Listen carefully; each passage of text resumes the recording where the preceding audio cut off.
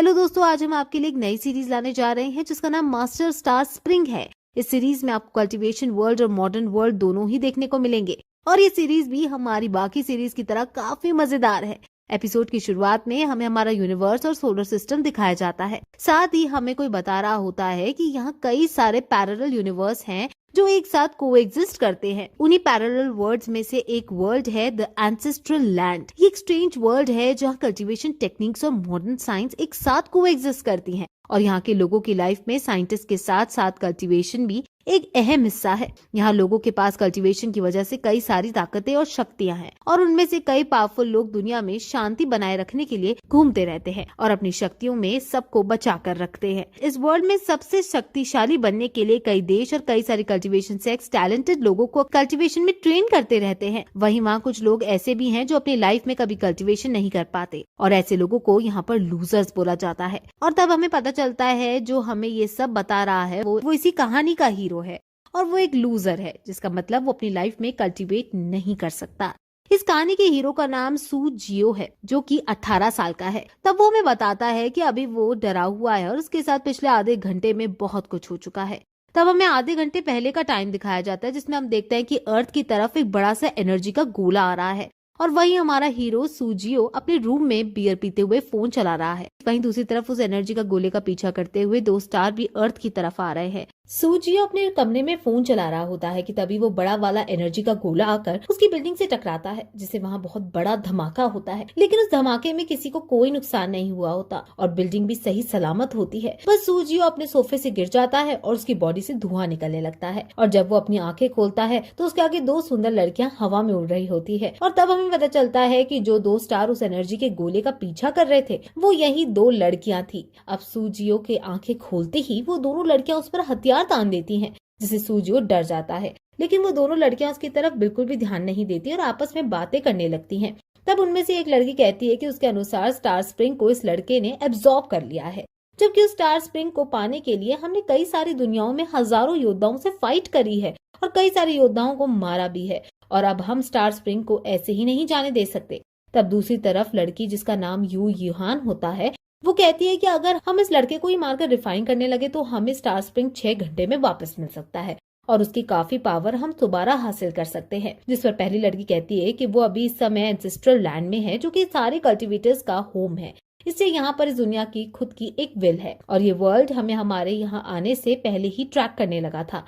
अगर कोई भी हायर रियल्म का आदमी आकर यहाँ के नॉन पावरफुल लोगों को नुकसान पहुंचाने की कोशिश करता है तो इस वर्ल्ड की रिस्ट्रेंट विल यूज वही मार देगी। इसलिए हम ना चाहते हुए भी इस लड़के का कुछ नहीं बिगाड़ सकते। तभी वो लड़की फिर से कहती है कि जब तक शेन मिंगजियो जिंदा है तब तक मैं तुम्हें इस लड़के को मारने नहीं दूंगी, जिसके कारण हमारी लाइफ भी खतरे में आ सकती है। अब उन दोनों को बातों में लगा देखकर सूजियो कमरे से भाग जाता है, लेकिन वो दोनों लड़कियां उसे वहां से भागता हुआ देख लेती है जिससे वो उसे फिर से पकड़कर और उससे हथियार दिखाकर उससे पूछताछ करने लगती है और फिर उसके बारे में सब कुछ जानने के बाद वो उसके घर में रहने की परमिशन मांगती है, जिसे सुनकर वो काफी शॉक्ड हो जाता है और सोचने लगता है कि अब उसके साथ उसके घर में 2 सुंदर लड़कियां रहेंगी, जिसे सोचकर वो मुस्कुराने लगता है। तब यू यूहान शेन मिंगजियो को छेड़ते हुए कहती है कि तुम इस लड़के को डेट क्यों नहीं करने लगती, और वैसे भी तुम्हारी जैसी बूढ़ी लड़की के लिए तो ये अच्छी बात है कि तुम एक जवान लड़का रहा है। तुम्हें तपस्या करते करते 100 साल से भी ऊपर हो चुके हैं और ये लड़का केवल 18 साल का है। और ऐसा कहकर यू यूहान हंसने लगती है। तब इन बातों से परेशान होकर शेन मिंगजियो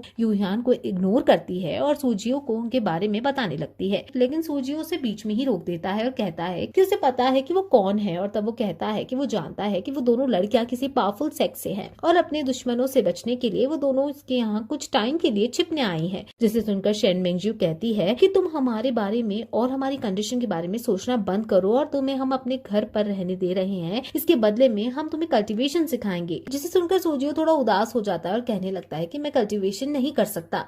मैं हर साल अपना कल्टीवेशन टैलेंट चेक करने के लिए कल्टीवेशन एप्टीट्यूड टेस्ट देता हूँ, लेकिन हर बार मैं उसमें फेल हो जाता हूँ। इससे अगर कोई मुझे कल्टीवेशन सिखाएगा भी तो ये केवल टाइम और रिसोर्सेज की वेस्टेज होगी। इसे तुम दोनों को मुझ पर अपनी एनर्जी वेस्ट नहीं करनी चाहिए। जिसे सुनकर शेन मिंगजियो कहती है कि हमें पता है कि तुम ज्यादा टैलेंटेड नहीं हो, लेकिन इसका मतलब ये नहीं कि तुम कल्टीवेट नहीं कर सकते। ये सुनकर यू यूहान सोचने लगती है कि लड़का कम टैलेंटेड नहीं बल्कि बिना किसी टैलेंट के है। अगर हमें ये पता नहीं करना होता कि स्टार स्प्रिंग इसकी बॉडी में इतनी जल्दी कैसे एब्जॉर्ब हो गया तो सूजियो की तरफ कभी देखती भी नहीं। तब शेन मेंगजियो की बातें सुनकर सूजियो कहता है कि छोड़ो ये सब और मुझ पर टाइम वेस्ट मत करो, और मैं बहुत पहले ही उम्मीद छोड़ चुका हूँ और अब मैं केवल एक अच्छी सी लड़की से शादी करके नॉर्मल जिंदगी जीना चाहता हूँ। उसकी बातों को सुनकर यू ह्यान उसके पास आती है और उससे पूछती है कि क्या वो उसे सुंदर लगती है और क्या सूजियो उससे शादी करना चाहता है, जिस पर सूजियो खुश होते हुए हाँ कहता है। लेकिन तब यू ह्यान कहती है कि तुम केवल आम इंसान हो और तुम कुछ ही सालों में मर जाओगे, लेकिन अगर तुम कल्टीवेट करोगे तो कई सालों तक जिंदा रह सकते हो, और अगर तुम मुझसे ताकतवर हो गए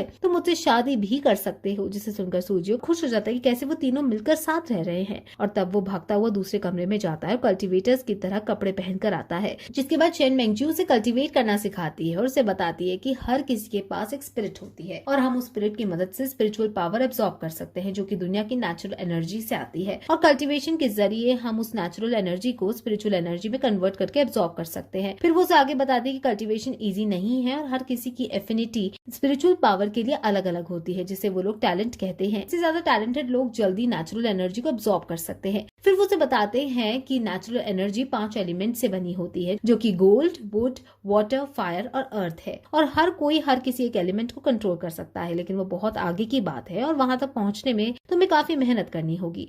फिर वो उससे कहता है कि तुम अब खुद को शांत करो और ध्यान लगाकर बैठो और अपने दिल के अंदर के वर्ल्ड को देखो और अपने आसपास के वातावरण को फील करो। अब सूजियो बैठकर ये सब बातें दोहराने लगता है और तभी वो बैठे बैठे हवा में उड़ जाता है, और जब वो आंखें खोलता है तो उसकी कॉन्शियसनेस को एक दूसरी जगह पर पाता है जहाँ वो उड़ रहा होता है। जब वो नीचे जाता है तो वो पानी पर खड़ा हो जाता है। ये देखकर वो काफी एक्साइटेड हो जाता है और उस पानी पर वो उछलने लगता है, लेकिन फिर भी वो पानी में नहीं डूबता। ये देखकर वो एक्साइटमेंट में वहां उड़ने लगता है और इधर उधर जाने लगता है। तब एक एनर्जी का एक छोटा सा गोला आकर उसे टकराता है और उसकी बॉडी में एब्जॉर्ब हो जाता है, जिससे सूजियो खुद को और ताकतवर महसूस करने लगता है। अब बाहर वो दोनों लड़कियां कहती हैं कि काफी इम्प्रेसिव है कि सूजियो इतनी जल्दी मेडिटेशन में चला गया और इतना जल्दी स्पिरिचुअल एनर्जी को फील करने लगा, और हमें ये सब करने में कम से कम 4 दिन लग गए थे। तब शेन मिंगयू कहती है कि जिस स्पीड के साथ कल्टीवेट कर रहा है काफी अच्छी बात है, लेकिन क्या ये सब स्टार स्प्रिंग की वजह से है, और क्या यही स्टार स्प्रिंग की पावर है, और शायद इसी के कारण स्टार स्प्रिंग के सारे मास्टर्स इतने पावरफुल थे। वहीं दूसरी तरफ सूजियो उन एनर्जी लाइट्स को देखकर सोचने लगता है कि क्या यही स्पिरिचुअल पावर है, और मुझे यहाँ काफी अच्छा लग रहा है। जिसके बाद वो स्पिरिचुअल पावर को एब्जॉर्ब करने लगता है। तभी उसे बाहर से आवाज आती है कि अपनी कल्टीवेशन से भटको मत और स्पिरिचुअल पावर को एब्जॉर्ब करते रहो। अब सूजियो को मेडिटेट करते करते आधे घंटे से ऊपर हो जाता है, जिसे वो दोनों लड़कियां फिर से चौंक जाती है, क्योंकि पहली बार में इतनी देर तक कोई भी मेडिटेट नहीं कर पाता। यहाँ तक कि उनके मास्टर भी स्टार्टिंग में ऐसा नहीं कर पाते थे।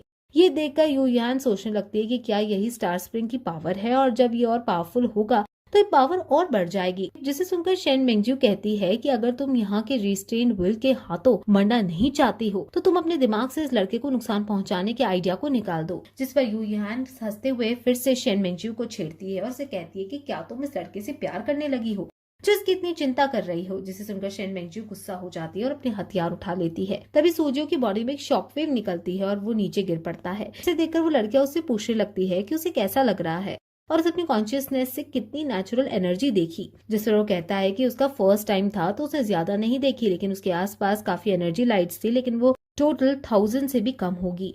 ये सुनकर शेन मेंगजियो चौंक जाती है और सोचने लगती है कि इसने अपने पहले अटेम्प्ट में ही इतनी सारी एनर्जी फील कर ली। वहीं दूसरी तरफ सूजियो उदास हो जाता है और कहता है कि उसे पता है कि ये काफी नहीं और उसके पास ज्यादा टैलेंट नहीं है, लेकिन क्या ये नंबर ज्यादा कम है। जिसे सुनकर शेन मेंगजियो खांसने लगती है और फिर खुद को कंट्रोल करके कहती है कि हाँ ये थोड़ी कम है, पर तुम चिंता ना करो, तुम भी जल्दी ही हमारी तरह ज्यादा एनर्जी एब्जॉर्ब कर सकोगे। जिसे सुनकर सूजियो खुश हो जाता है और एक्साइट होते हुए कहता है कि अब मैं और भी ज्यादा मेहनत करूंगा। फिर अब हमें इन सबसे 1 घंटे पहले का टाइम दिखाया जाता है और हमें कल्टीवेशन ब्यूरो दिखाया जाता है। कल्टीवेशन ब्यूरो का काम दुनिया में होने वाली एबनॉर्मलिटीज पर नजर रखने का होता है और साथ ही बड़े बड़े खतरों से निपटने का भी। तब हम देखते हैं कि उस बिल्डिंग के अंदर बड़ी बड़ी मशीन्स हैं जिससे वो पूरी दुनिया को मॉनिटर कर रहे हैं, और तभी वहाँ एक बहुत बड़ी ऑफिसर एंट्री लेती है। तब उसका एक सबॉर्डिनेट आकर उसे रिपोर्ट देता है और उसे बताता है कि यहाँ सब कुछ सही है और पिछले 1 हफ्ते में कोई भी घटना नहीं हुई है। तभी वहाँ एक अलार्म बजने लगता है और कंप्यूटर वार्निंग देने लगता है कि उन्हें एबनॉर्मल एनर्जी फ्लक्चुएशन डिटेक्ट हुई है, जो कि काफी ज्यादा है और धीरे धीरे बढ़ रही है, और जल्दी फ्लक्चुएशन स्पेस थ्रेशोल्ड को तोड़ देंगी और उनकी धरती के पास पहुंच जाएंगी। जिसे वो चेक करते हैं तो हमें पता चलता है कि उनका कंप्यूटर उन्हें स्टार स्प्रिंग और उन दोनों लड़कियों के बारे में ही बता रहा था जब वो धरती की ओर बढ़ रही थी। और इसी के साथ ये एपिसोड यही खत्म हो जाता है।